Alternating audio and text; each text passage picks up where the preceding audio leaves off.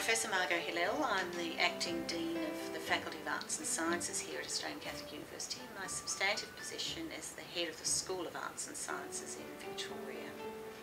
The Dean is a national role covering all our campuses across the Eastern Seaboard. My honours degree is actually in Portuguese history, and my master's degree is in 17th century Quaker history, but then I moved sideways into children's literature. But my fascination with that is partly historical as well. So I'm particularly interested in the way representations of children have changed or not changed in children's literature, over the last couple of hundred years. So I bring both the sort of literary and historical aspects of my interests together. There are a whole lot of kind of representations which continue: the sort of vulnerable child, the child as redeemer, the heroic child, the innocent child. They recur in slightly different guises, but they do recur. My focus is really historical literary analysis rather than kind of dictating what authors should be writing about, really.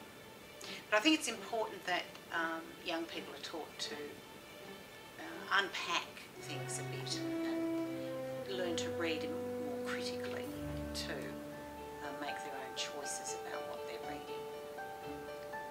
And that's something that teachers need to learn too, because we all need to learn how to read beneath the surface of books, I think. One of the things I think I probably would say is a strong emphasis on social justice in the university, and a lot of the things I'm interested in are that, is take that kind of direction too, so that I've got a chapter coming out in the book soon on the construction of children in the 19th century as needing charity,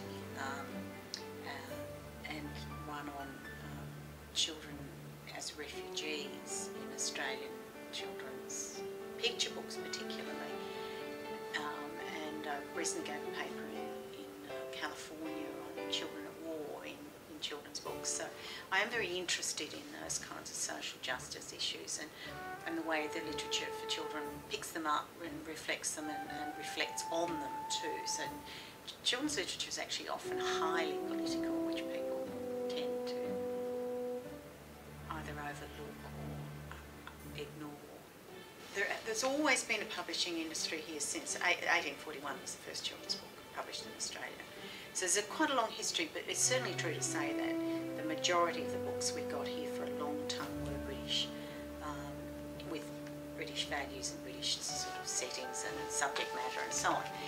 Though, nonetheless, there's always been that interest in Australian animals, sort of Blinky Bill type things in the 1940s, and much earlier than that, May Gibbs, and then that whole notion of the outback and sort of adventure, almost family adventure and things like Mary Grappers and so on. So it's been there for a while.